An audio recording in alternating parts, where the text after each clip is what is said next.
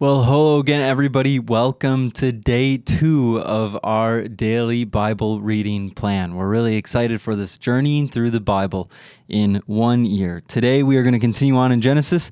We got Genesis chapter 3 and 4, and then we're looking at Matthew chapters 2 and part of 3, and then we'll get into Psalms 2 and finish Proverbs 1. So here we go. Genesis chapter 3. The serpent was the shrewdest of all the wild animals the Lord God had made. One day he asked the woman, "Did God really say, 'You must not eat the fruit from any of the trees in the garden?'"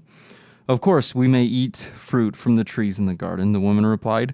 "It's only the fruit from the tree in the middle of the garden that we are not allowed to eat.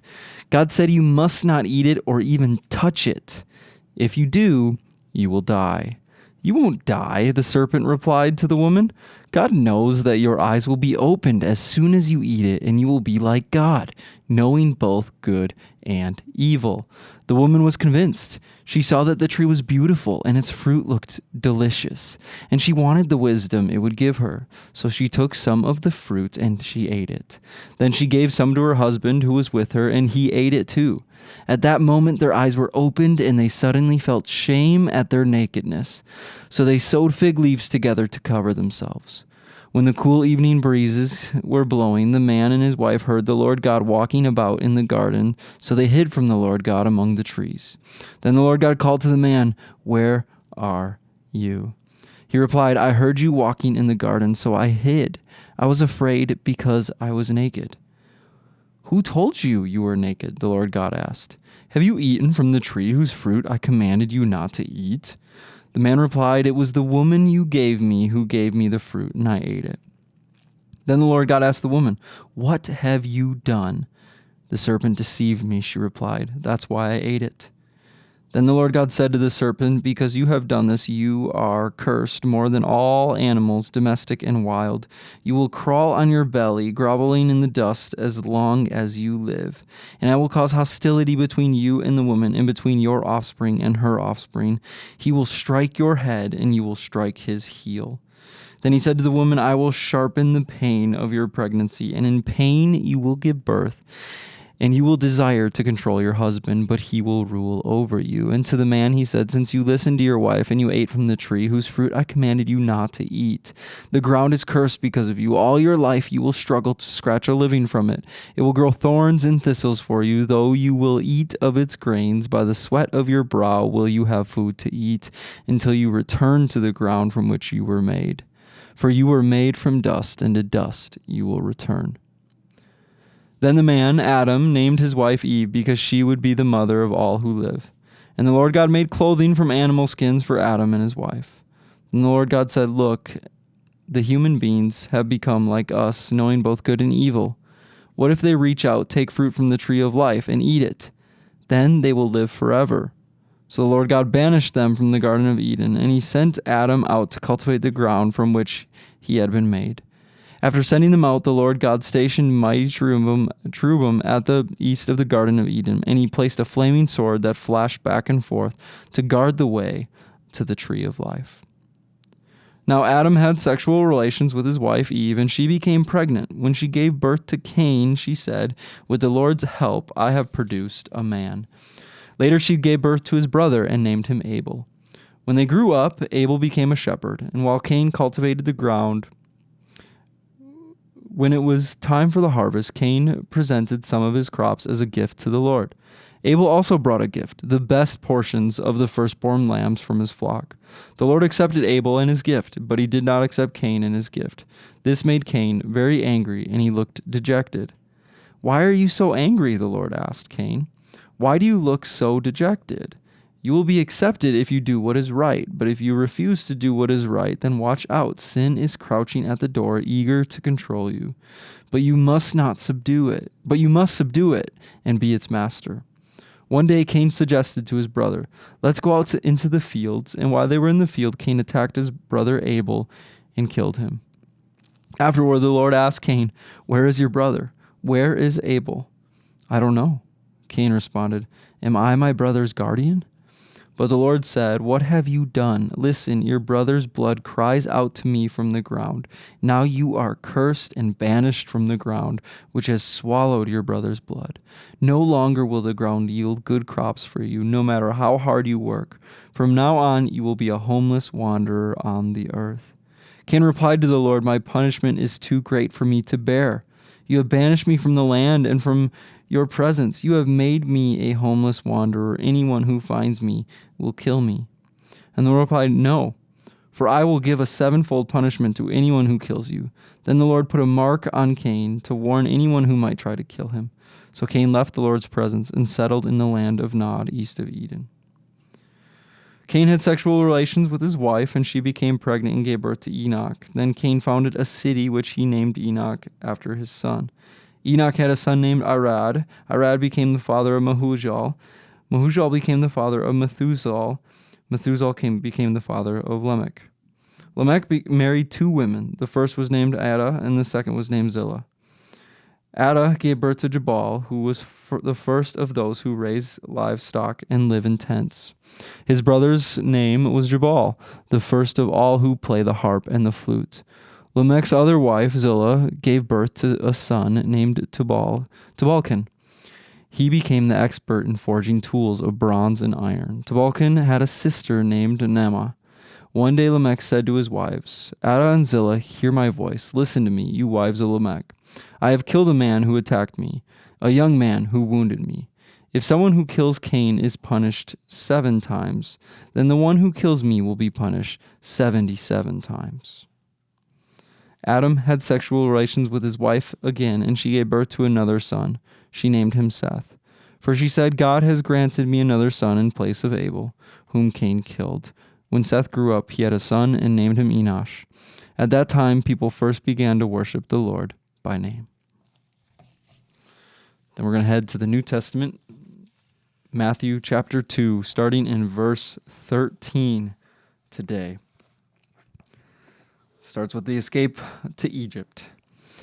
After the wise men were gone, an angel of the Lord appeared to Joseph in a dream.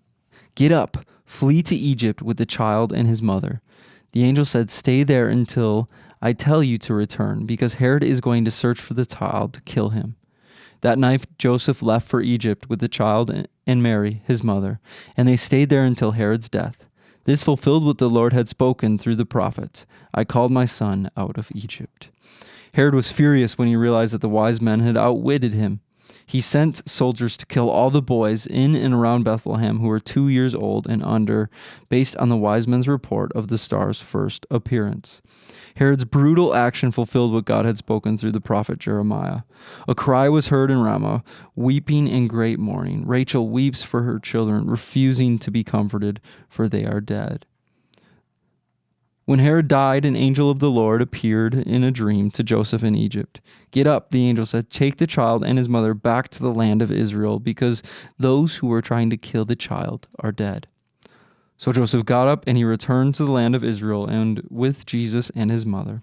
But when he learned that the new ruler of Judea was Herod's son, Archelaus, he was afraid to go there. Then, after being warned in a dream, he left for the region of Galilee. So the family went and lived in a town called Nazareth. This fulfilled what the prophets had said: "He will be called a Nazarene." Chapter 3. In those days, John the Baptist came to the Judean wilderness and began preaching. His message was, "Repent of your sins and turn to God, for the kingdom of heaven is near." The prophet Isaiah was speaking about John when he said, "He is a voice shouting in the wilderness, prepare the way for the Lord's coming, clear the road for him." John's clothes were woven from a coarse camel hair, and he wore a leather belt around his waist. For food he ate locusts and wild honey. People from Jerusalem and from all of Judea and all over the Jordan Valley went out to see and to hear John. And when they confessed their sins, he baptized them in the Jordan River. We'll stop there in Matthew and flip over to Psalms chapter 2. It says, Psalms chapter 2, "Why are the nations so angry? Why do they waste their time with futile plans? The kings of the earth prepare for battle. The rulers plot together against the Lord and against his anointed one. Let us break their chains, they cry, and free ourselves from slavery to God. But the one who rules in heaven laughs. The Lord scoffs at them. Then in anger he rebukes them, terrifying them with his fierce fury. For the Lord declares, I have placed my chosen king on the throne in Jerusalem, on my holy mountain. The king proclaims the Lord's decree.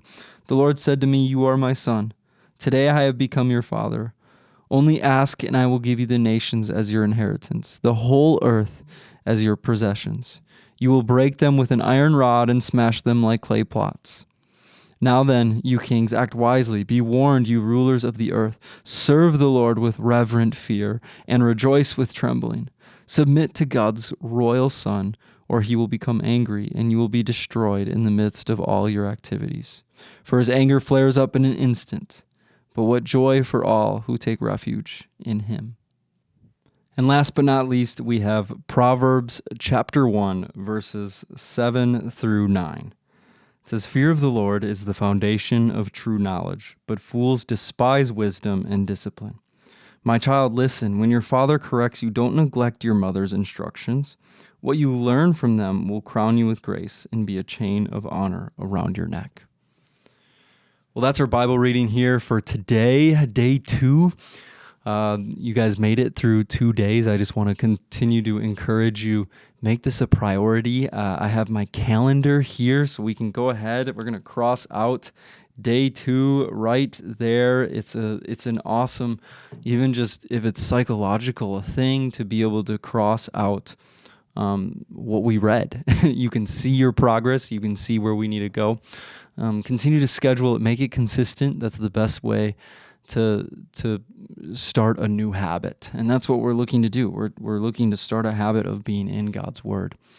I love the stories that we looked at today. You know, you have just such a cool comparison here between the Old Testament and the New Testament. And it just shows so much how this book is made up of thousands of stories.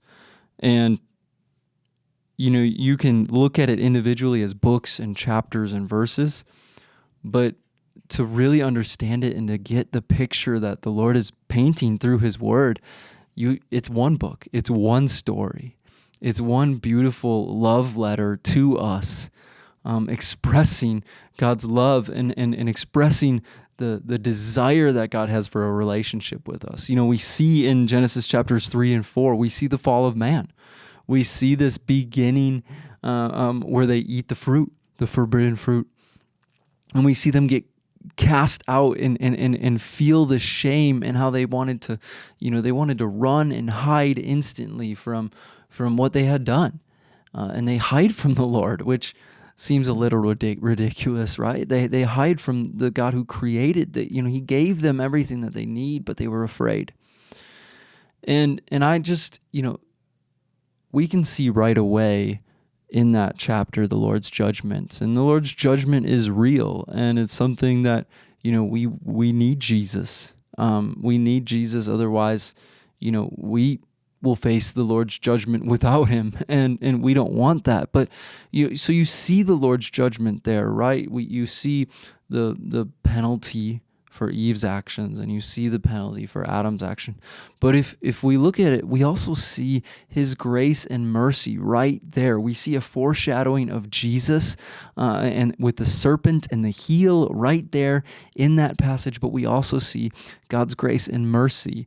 You can maybe read it from a negative perspective of how God's, brings the angel to guard the tree of life. But when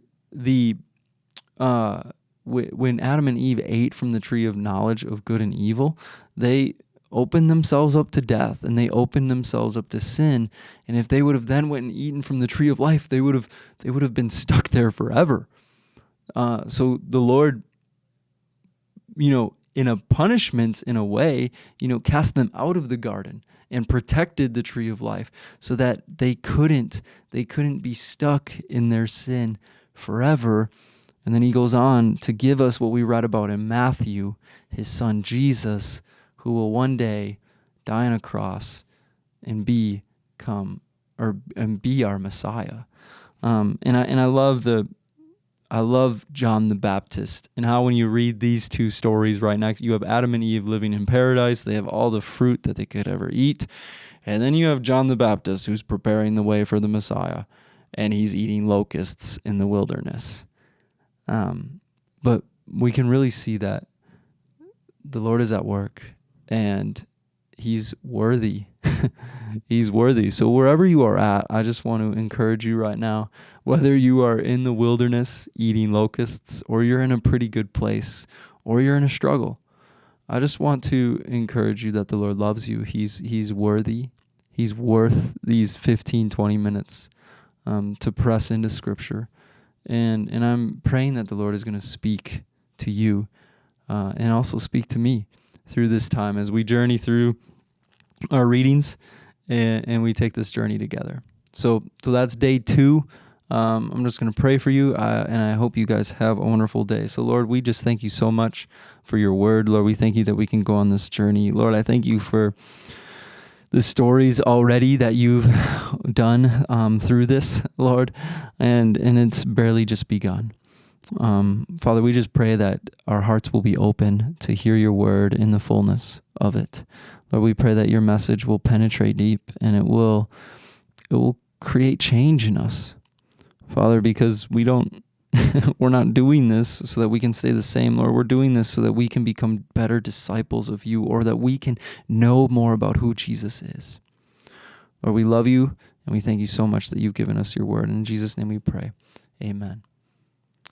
If you want any Bible study tools, or if you want to know the Bible that I am reading along with, or if you need anything, check out the description on this video. There's links to all the Amazon links and the reading plans if you want to be able to follow along there without waiting for me just to say it. All the reading plans are posted in the description. As well as some links to the Bible, some cool pens and rulers, and just things like that to better study the Word of God. If you need a Bible, let us know. We have resources. We have more than enough Bibles. We would love and be honored to send you one at no cost to you. We want the Word of God to be in everybody's hands that it can be. So if you need anything at all, please reach out, shoot us a message.